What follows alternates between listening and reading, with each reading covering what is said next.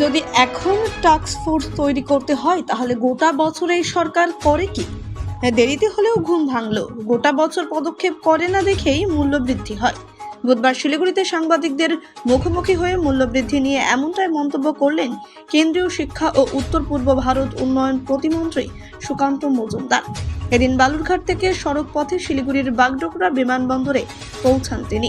সেখান থেকে দিল্লির উদ্দেশ্যে রওনা দেন, কিন্তু তার আগে একাধিক ইস্যুতে রাজ্য সরকার ও শাসক দলের বিরুদ্ধে নিশানা সাধেন তিনি। পাশাপাশি এদিন উপনির্বাচন নিয়ে রাজ্যের শাসক দলকে এক হাত দেন তিনি। সুকান্ত মজুমদারের অভিযোগ করে বলেন, কেন্দ্রীয় নির্বাচন কমিশনকে বাংলায় কোনো নির্বাচন করতে হলে একটু আলাদা করে ভাবা উচিত। এরা রাজ্যকে গোটা দেশের মতো ভাবলে হবে না। নির্বাচন কমিশন যদি চায় যে মানুষ রায় দিক, তাহলে অবশ্যই আলাদা করে চিন্তা ভাবনা করা উচিত। কারণ যেভাবে ভোট লুট, মারামারি, হিংসা হচ্ছে তা ভোট না প্রহসন হচ্ছে। 4টের মধ্যে 3টে বিধানসভায় আমরা এগিয়ে আছি। 70% বেশি ভোট পড়লে রায় আমাদের দিকে যাবে বলে আমি নিশ্চিত। নির্বাচনটা যেভাবে হচ্ছে, যেভাবে মারামারি গন্ডগোল চলছে, ভোট লুট চলছে, এরকম কোনো নির্বাচন তো হওয়া উচিত না। কেন্দ্র নির্বাচন কমিশনের ভাবা উচিত যে এইভাবে যদি ভোট করানো হয় তাহলে তো নির্বাচনের নামে প্রহসন হবে।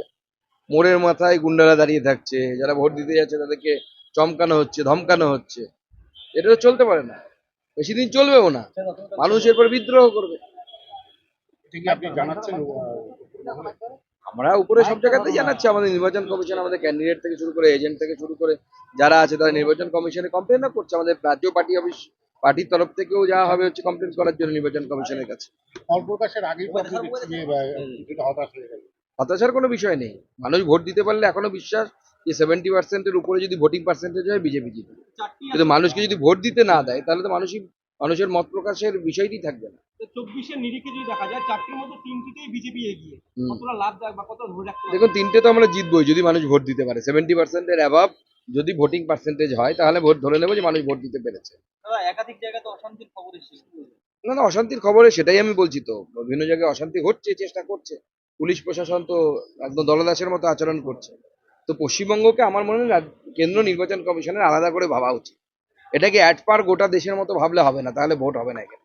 এখানে যদি কেন্দ্র নির্বাচন কমিশন চায় যে সত্যি জনগণের মত প্রকাশ পাক, তাহলে পরে অবশ্যই পশ্চিমবঙ্গের ভোট নিয়ে আলাদা করে চিন্তা ভাবনা করা উচিত এবং অন্যরকম স্ট্র্যাটেজি নিয়ে ভোট করানো উচিত, যাতে সাধারণ মানুষ তার মত প্রকাশ করতে পারে। এর সমাধানটা কোথায়? দিনের পর দিন এইভাবে সন্ত্রাস হবে, আপনারা খালি সন্ত্রাসের কথা বলবেন, নির্বাচনের ফল যাবে রাজ্য সরকারের দিকে, মানে তৃণমূল সরকারের দিকে। দেখুন, ভারতের গণতন্ত্র অত্যন্ত শক্তিশালী।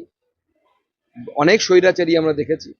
ইন্দিরা গান্ধীকে দেখেছি, তিনি একসময় আপাতকাল অর্থাৎ এমার্জেন্সি নিয়ে এসেছিলেন।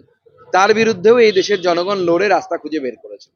একসময় বামফ্রন্টকে জগদ্দল পাথর বলা হতো, 34 বছর বামফ্রন্ট ছিল, তার বিরুদ্ধেও জনগণ রাস্তা খুঁজে নিয়েছে। দাদা জনগণ ঠিক রাস্তা খুঁজে নেবে। দাদা রাজ্যের 6টি বিশ্ববিদ্যালয় অচল অচল অচল ঘোষণা করে ইউনিভার্সিটি, কি বলবেন এই ব্যাপারে? এখন রাজ্যের ইউনিভার্সিটিগুলোর অবস্থা অত্যন্ত বেহাল। বিভিন্ন ইউনিভার্সিটিতে নানা রকম দুর্নীতি থেকে শুরু করে এবং একটা অচল অবস্থা তৈরি করার চেষ্টা চলছে।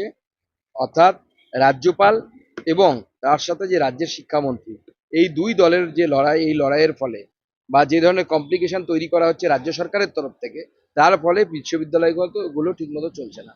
রাজ্য সরকার চাইছে সবসময় রাজ্যপালের সাথে লড়াই করার জন্য, সেটা তো কাজ না। রাজ্যপাল আইন বলে বিভিন্ন বিশ্ববিদ্যালয়ের আচার্যের পদে আছে, তো স্বাভাবিকভাবে আচার্যের পদে সম্মান রেখে কাজ করা উচিত। সুপ্রিম রায় নিয়ে কি বলবেন উপাচার্য নিয়োগে? দেখুন, সুপ্রিম কোর্টের যে রায় এসেছে সেই রায়কে আরো বেশি অধ্যয়ন করা প্রয়োজন এবং তারপরে সুপ্রিম কোর্টের যে রায় সেই অনুসারে চলবে। দাদা, কোনো 10 নম্বর জাতীয় সড়ক বেশ কিছুদিন ধরে বন্ধ আছে এবং সিকিমের মুখ্যমন্ত্রী বলেছে রাজ্য সরকার অক্ষম, মানে আমাদের এখানে রাজ্য সরকার অক্ষম এটা মেরামত হবে। তো কেন্দ্রীয় সরকার হস্তক্ষেপ, রাজ্যের সাংসদ একই কথা। কি বলবেন? দেখুন, এই রাজ্য সরকারের ভাড়ার হচ্ছে শূন্য এবং সিকিম যদি এইভাবে বন্ধ হয়ে যায়, স্বাভাবিকভাবে সিকিমের মানুষের শুধু নয়, শিলিগুড়ির মানুষেরও অর্থনৈতিক সমস্যা হবে। স্বাভাবিকভাবে এই রাস্তা চালু হওয়া উচিত। রাজ্য সরকার না পারলে কেন্দ্র সরকারের দ্বারস্থ হোক, কেন্দ্র সরকার দেখবে, অসুবিধা নেই কোনো। মানে বলছি ওই রাজ্যের অনুমতি ছাড়া সিবিআই তদন্তকে চ্যালেঞ্জ করে মামলা হয়, সুপ্রিম কোর্টে স্বস্তি পায় রাজ্য এবং বলা হয় যে সিবিআই সরকারি সংস্থা, কেন্দ্র এই যুক্তি খারিজ করে। না, এরকম কোনো স্বস্তির কোনো বিষয় নেই। কেন্দ্র কেন্দ্র সরকার বলেছিল যে এই মামলার মেনটেনেবিলিটি নিয়ে প্রশ্ন তুলেছিল, সেই মেনটেনেবিলিটির এগেনস্টে, সেই মেনটেনেবিলিটির বিষয়ে আদালত যে সিদ্ধান্ত নিয়েছে যে এই মামলা শুনবে তারা, তো শুনুক, অসুবিধে কি আছে। তার পরবর্তী সময়ে যে রায় আসবে সেই রায় চলবে, সুপ্রিম কোর্ট বিচার করবে, বিচার তো শেষ হয়নি। শুধু মামলাটার মেনটেনেবিলিটি নিয়ে কোশ্চেন হয়েছিল যে এই মামলা করা যায় কি করা যায় না, তো সুপ্রিম কোর্ট বলেছে হ্যাঁ করা যায়, অর্থাৎ মামলার হিয়ারিং চলবে এখন, তারপরে এই মামলার রায় বেরোবে, তখন দেখা যাবে। দাদা, মুখ্যমন্ত্রী বলেছে যে অতিরিক্ত মূল্যবৃদ্ধি সবজি হস্তক্ষেপ, মানে প্রশাসনকে বলছে হস্তক্ষেপ করতে। কতটা কার্যকর হবে এটা? দেখেন এতদিন পর ঘুম ভাঙলো, সেটাই হচ্ছে সব থেকে বড় কথা, ঘুমটা তো ভেঙেছে। Task force এবং যথারীতি এই সব টাস্ক ফোর্স থাকে, আচ্ছা যদি টাস্ক ফোর্স তৈরি করতে হয় তাহলে গোটা বছর এই রাজ্য সরকার করে কি কাজটা? রাজ্য সরকার কেন প্রথম থেকেই এই ধরনের ব্যবস্থা নেয় না যার মাধ্যমে জিনিসপত্রের দাম মেনটেন করা যায়?